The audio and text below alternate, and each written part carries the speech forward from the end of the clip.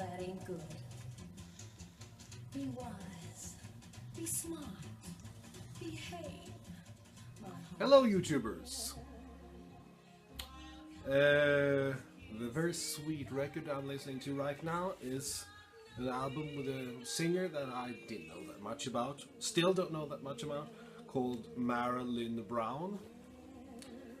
This is her album My Way on Decca. It's an American pressing, and I think it's from 1966 or 67, something like that. I have to admit I mainly bought it because of the quite joyous cover here with Marilyn Brown making a happy jump up in the air. But I have to say it's very pleasant and great singer. She should be more known than she is. But I'm going to mute her a bit in that now. Right there. Okay. This is another video in the long series of recent vinyl finds, and I'm going to show you some records that I purchased well, last month or so. I'm talk a bit about them, what I think, and I'm going to start with this one. I think I'll do like this here. As some of you may know from my long series of videos, the band is my absolute favorite band of all time, and I heard last year that they had issued a concert from 1976, one of their last concerts before they split up, and you know, the last waltz, everything. Well, I didn't think that much more about that because, of course, there are quite a lot of live issues with the band already. Also, I'm not that interested in CDs anymore, so that helps me a bit when it comes to picking which albums I'm interested in. But I got hold of a vinyl edition, and then, of course, yes, I should have this, and I bought it. And I listened to it with it's a great album. Let's get that straight. This is a great album, the best band of all time. But there are some small things that I think about that are a bit negative. First of all, it does sound as if this was recorded for radio show back in 1976, and I do believe, or I suspect, that the recording used for this issue isn't first generation, because we have some flaws in the sound here and there. I mean, it's not as if it was a bad bootleg, but still, you somehow wish it would have sounded bit better at times. And another thing is that it is obvious that they were falling apart at this time, that they didn't really get along well. You can hear it on the sound. Sometimes they sound a bit slower, a bit more tired, not as powerful as they were a couple of years earlier. And it is obvious that I don't think they're really having that much fun on this when they recorded this. But it is very well played, and probably a bit more of a honest live recording than the last waltz that, as you probably know, it contains quite a lot of overdubs made later in the studio. I've read or heard somewhere that Rick Danko overdubbed all his bass playing later because he found out, or he thought that it sounded as if his bass was a bit out of tune during the concert. So yeah, so happy to have this.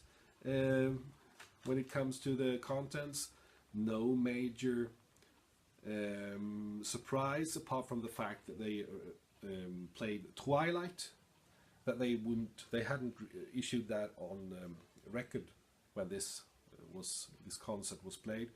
That would turn up on their last album, their last album. You know what I mean. The last Capitol album,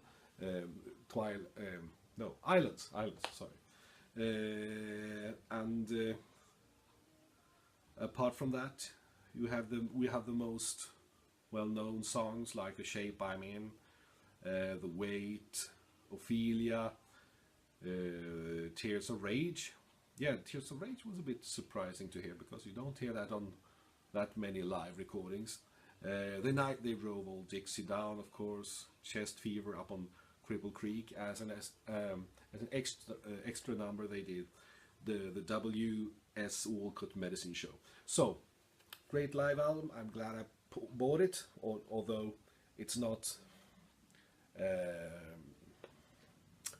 the best live album that I've heard from the band. Right. Then I found this.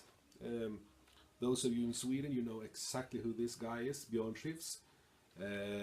Break the spell. He's a living legend when it comes to singing, probably the best pop and rock singer Sweden has ever produced.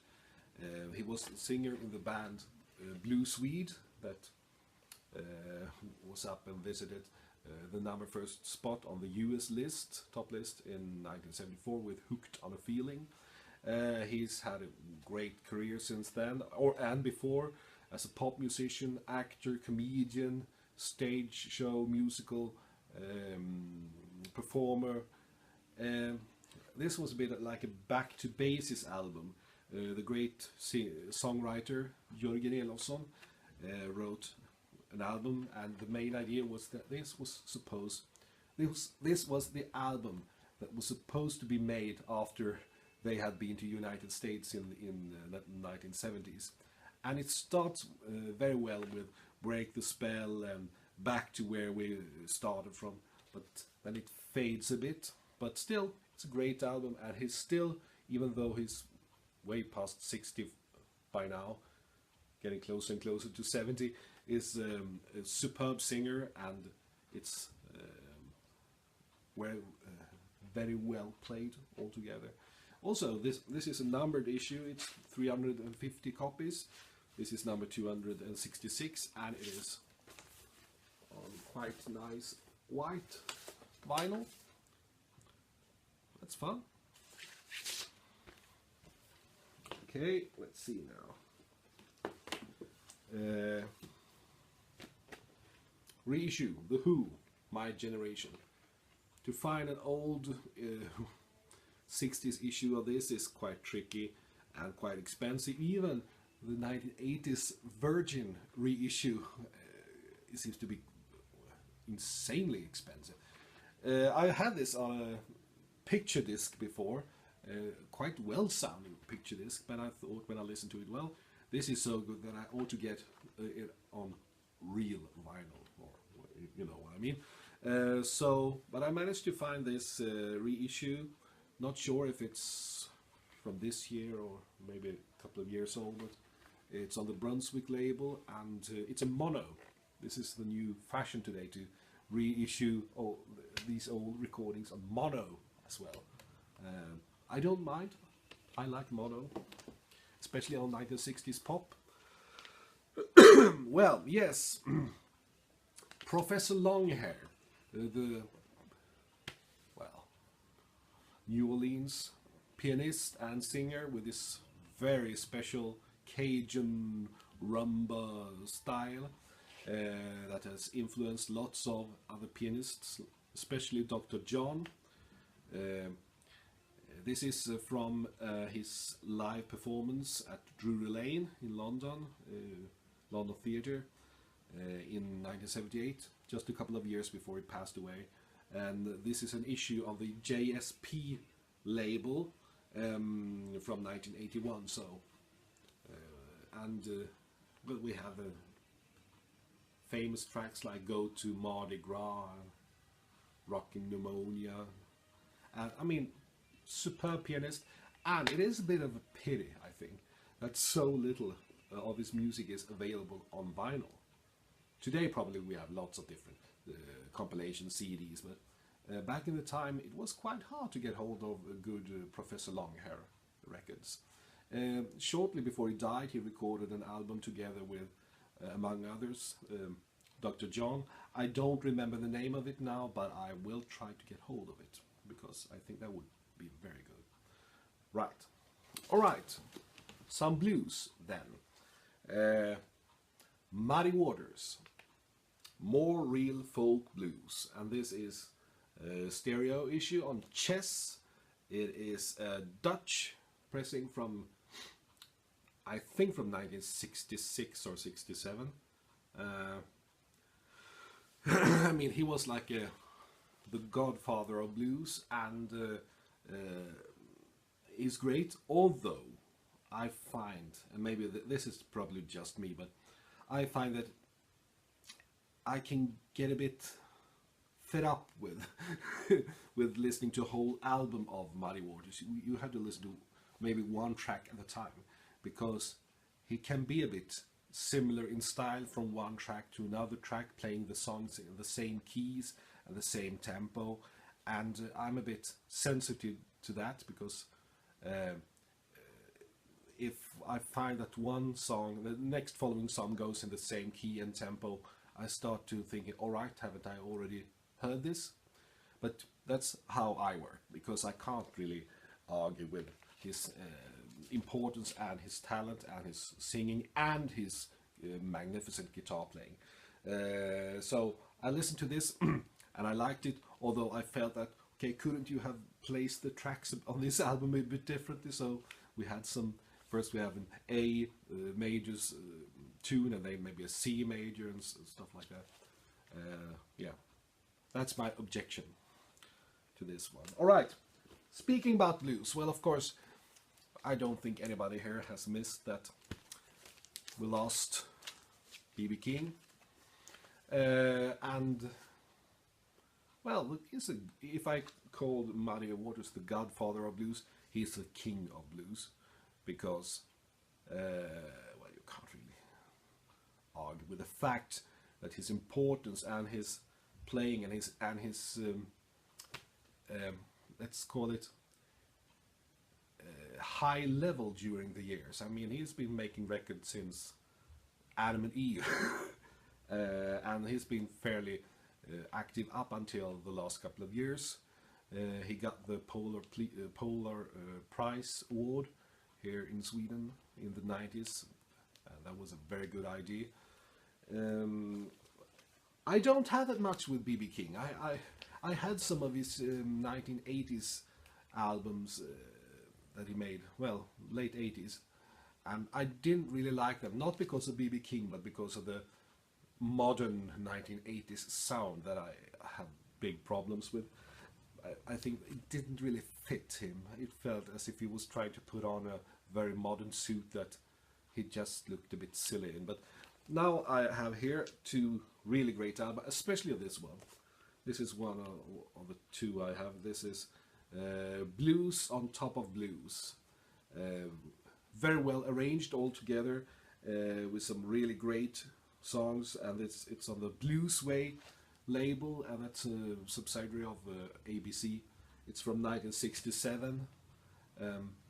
I can recommend it. I'm sure there may be many others who are much better than this one, but among the few that I've actually listened to and that I own, this is superb. And I'm going to have a look after more of his albums, although I think I've learned from my mistakes, and I will avoid the 1980s albums, unless you have some good advice on one particular album that doesn't sound that much 80s. Those synthesizers and Linn drums are driving me nuts. Right, this is from the 1970s, King Size, and it's on the ABC label from 1977. Well, we have Got My Mojo Working, and Motherfucker. I don't know how to say that without it turning nasty. Motherfucker, and some other more of his more famous tracks. I'm sure these are. Well, these must be re-recordings of some of his older tracks, but because I can't imagine that he hadn't recorded them before. Anyway, very well arranged all together. great musicians here, and yeah. Right, where do we go next? Oh yes, I managed to get hold of a copy of The Electric Flag, an American music band, a long time coming. Well, you know this band with, well, with Michael Bloomfield and Harvey Brooks, and well, Buddy Miles, Nick Gravenites, Gravenites, that's how you pronounce it. Anyway, it's quite interesting. You tend to find this album now and then. It's not really rare as far as I can see, because I tend to see it now and then, and it's rarely that incredibly expensive either. So, and when you talk about the quality of this, I mean, great musicianships, great songs, and altogether top quality. So I can really, yeah, you even have the Brazilian guitar player Sivuca playing on this album, and that's another good thing. I'm not that familiar with The Electric Flag and what other albums they made, but I'm going to have a closer look now when I found this and listened to this, and I really liked it. It is, this is interesting. I think the record itself is a British pressing, but the sleeve is American. And I don't know why this is the case. I've never seen that. Well, yeah, actually I have seen that, but you don't see it that often, and I don't really know the reason. There.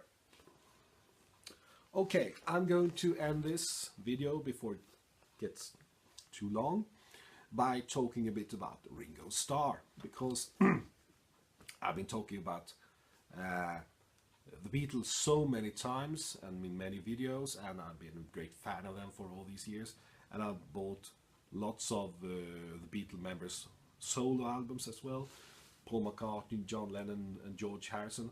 I think I have, well, not when it comes to Paul McCartney perhaps, but when it comes to John Lennon and George Harrison, I think I've got all their original albums, almost.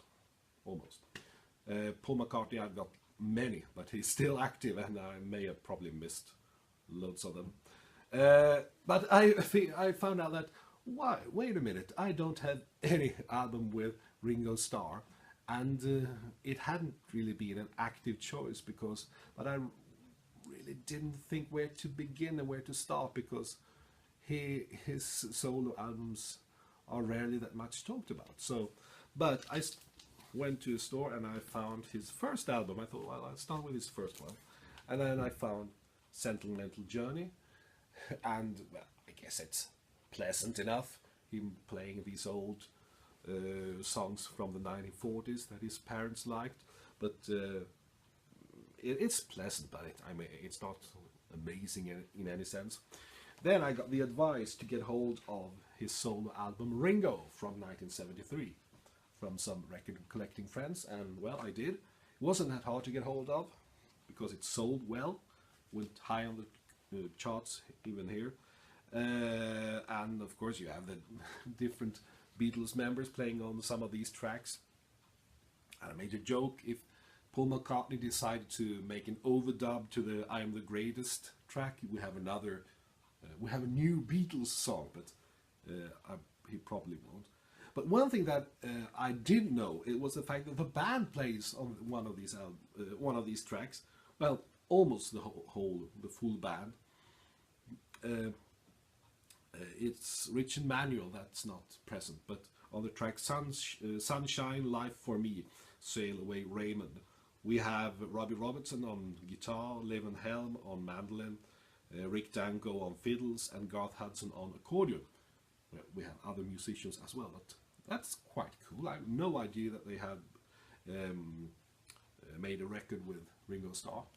But of course, that makes sense. Now I know why suddenly Ringo Starr turns up at the end of the Last Waltz concert feature. So, this is great. This is probably one of the best solo albums made by any Beatles. It's as if all the people who were involved, they decided, yes, we're going to make a really great album with Ringo. And they managed to do it. I think sometimes Ringo Starr gets a bit slagged.